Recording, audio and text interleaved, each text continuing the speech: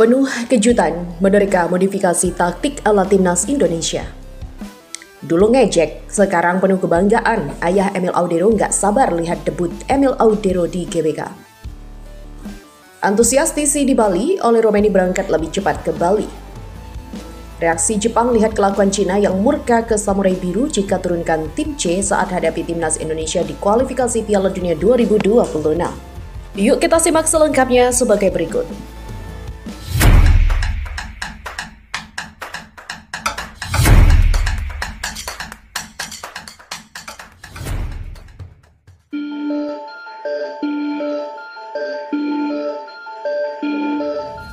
Menuju dua pertandingan terakhir babak ketiga kualifikasi Piala Dunia 2026 zona Asia, timnas Indonesia tampak bersiaga.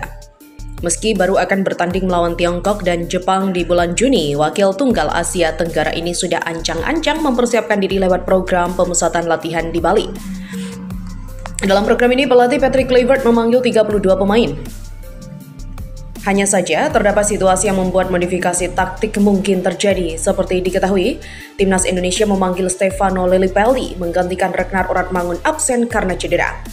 Dengan tipikal permainan yang berbeda, pemain Borneo FC ini menjadi penyerang bayangan, gelandang serang atau false nine, mendampingi oleh Romeni di lini depan. Meski sudah berusia 35 tahun, pengalaman dan kecerdasan Lillipelli akan berguna. Secara taktis, pemain berdarah Maluku ini bisa menjadi motor kedua di lini tengah, khususnya jika Tom Hai dijaga ketat atau diganti di babak kedua. Keberadaan pemain kreatif sendiri menjadi krusial buat tim karena diperlukan sebagai pengatur tempo permainan.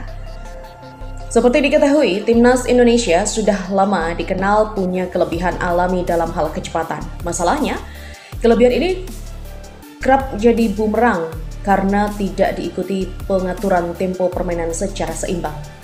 Akibatnya, stamina pemain rawan terkuras di babak kedua. Masalah stamina ini belakangan memang sudah diperbaiki, tapi keberadaan pemain bertipikal kreatif tetap penting karena menjadi pengatur tempo sekaligus kunci pertarungan taktik di lapangan. Kehadiran kembali Stefano Lillipelli di tim nasional dan gaya bermainnya secara kebetulan juga bertepatan dengan absensi Marcelino Ferdinand di laga melawan Tiongkok.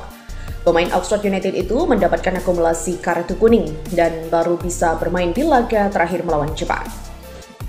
Meski belum diketahui apakah Lillipelli akan bermain sebagai starter atau tidak, keberadaan pemain kelahiran tahun 1990 ini adalah satu indikasi timnas Indonesia akan terus menjaga lini tengah tetap stabil sehingga lebih mudah mengontrol situasi. Satu sektor lagi yang sudah pasti akan mendapat modifikasi taktik ada di bawah Mistar. Absensi Martin Paes juga karena akumulasi kartu kuning memberi jalan Emil Audero mencatat debut di laga melawan Tiongkok. Secara gaya main, Emil Audero memang punya refleks dan kemampuan koordinasi mirip dengan Martin Paes. Postur tubuh keduanya juga sama-sama tinggi besar dan cukup oke dalam mengantisipasi bola silang. Hanya saja Emil Audero adalah tipikal kiper klasik. Kiper Palermo ini punya atribut bertahan oke, tapi kurang nyaman membawa bola di kakinya. Alhasil, ide membangun serangan dari bawah akan kurang efektif diterapkan. Tipikal permainan ex-pemain Juventus itu berbeda dengan Martin Paes yang biasa ikut aktif dalam proses membangun serangan dari bawah. Meski begitu, keberadaan kiper bergaya klasik tersebut seperti Audero akan efektif jika timnas Indonesia menerapkan gaya main pragmatis karena resiko blunder di lini belakang bisa setidaknya sedikit dikurangi. Menariknya, situasi dalam tim, termasuk bagaimana persiapan yang dilakukan dan kemungkinan modifikasi taktik yang akan diterapkan tim Merah Putih menunjukkan mereka akan berusaha semaksimal mungkin untuk meraih kemenangan atas Tiongkok di Jakarta. Secara matematis, kemenangan memang akan memastikan Jay Itzes dan kawan-kawan lolos ke babak keempat kualifikasi. Capaian realistis yang seharusnya bisa dicapai. Di sisi lain, kemungkinan modifikasi taktik yang bisa dilakukan tim Garuda juga menjadi satu indikasi positif. Tim ini tidak lagi terjebak dalam perdebatan soal bermain cantik atau tidak, tapi sudah mulai bisa berpikir soal bagaimana mempersiapkan tim, termasuk jika ada modifikasi taktik yang perlu dilakukan. Dengan persiapan yang sudah dilakukan, harapan publik sepak bola nasional akan tetap tinggi seperti biasa. Hasil positif yang diharapkan juga bisa menjadi satu tekanan tersendiri, tapi sebelum sampai ke sana, Semoga persiapan yang sudah dilakukan ditambah sedikit keberuntungan dapat menghasilkan performa maksimal di lapangan hijau yang memang layak untuk dibanggakan. Kita beralih pada berita selanjutnya. Setiap langkah disupport oleh orang sekitar merupakan motivasi yang nggak ada tandingannya dan wajib kita syukuri. Para penggawa Garuda juga untungnya merasakan hal sedemikian rupa walau banyak dari mereka yang tak lahir di Indonesia. Tapi itu tak serta-merta melenyapkan dukungan keluarga. Dan yang tak kalah menarik, dari tanah timur Indonesia, Mataram juga ada seorang kiper yang siap debut menjaga Mister Gawang Garuda. Emil Audero Mulyadi, kiper asli kelahiran Mataram yang sempat menimba ilmu di Italia karena sang ibu diketahui memang orang Italia asli. Kini ia balik ke pangkuan Ibu Pertiwi dan siap memainkan laga pertamanya di GBK besok, menggantikan Martin Paes yang terkena akumulasi kartu kuning. Tugasnya di Palermo yang telah usai juga bakal mempercepat Kang Emil gabung ke TC di Pulau Dewata, Bali. Saat debut nanti keluarganya dari Lombok juga dikabarkan bisa hadir di tribun GBK, terutama sang ayah. Ayah Edi Mulyadi yang merupakan orang Indonesia asli kelahiran Mataram. Mungkin dulu ia menolak, tapi sekarang kiper kelahiran Mataram 18 Januari 1997 itu mendapatkan support yang penuh dengan kebanggaan dari ayahnya tersebut.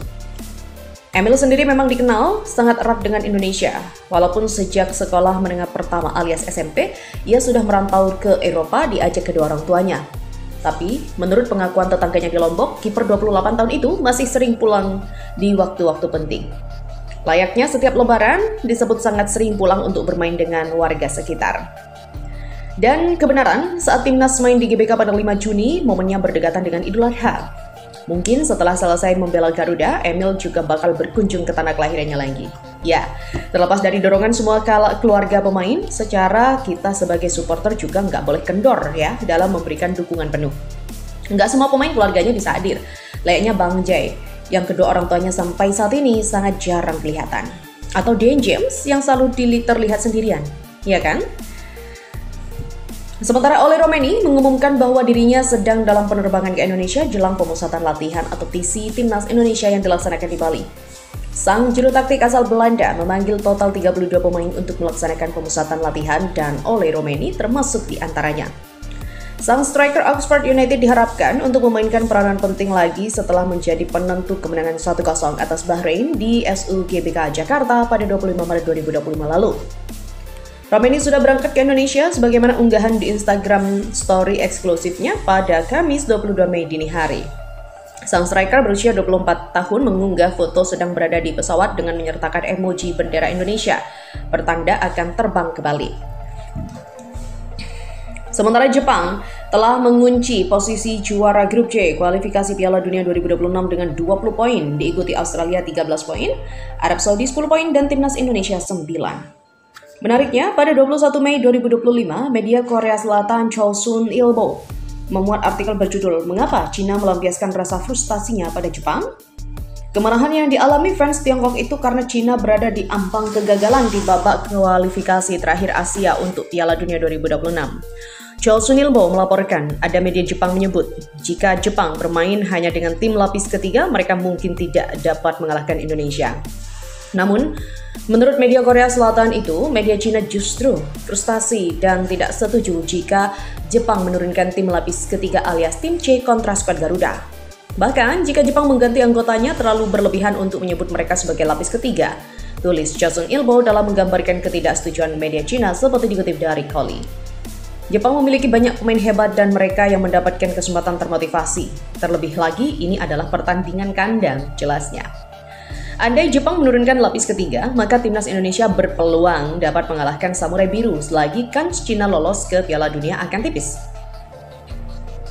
Tak heran jika publik Cina dalam hal ini media Tiongkok marah jika Jepang menurunkan tim C saat menjamu timnas Indonesia. Salah satu media Jepang, Koli, bereaksi melihat Cina yang frustasi terhadap Samurai Biru. Mereka pun menyarankan fans Cina agar tetap mendukung timnya. Penggemar sepak bola Cina mungkin frustasi dengan Jepang karena kemungkinan mengganti anggota tim mereka. Tapi mereka juga harus mendukung tim tersebut agar negara mereka lolos ke Piala Dunia, tulis Koli dalam artikelnya. Khusus bagi timnas Indonesia, demi meraih hasil maksimal kontra Cina dan Jepang, mereka akan melakukan pemusatan latihan atau TC di Bali mulai 26 Mei 2025.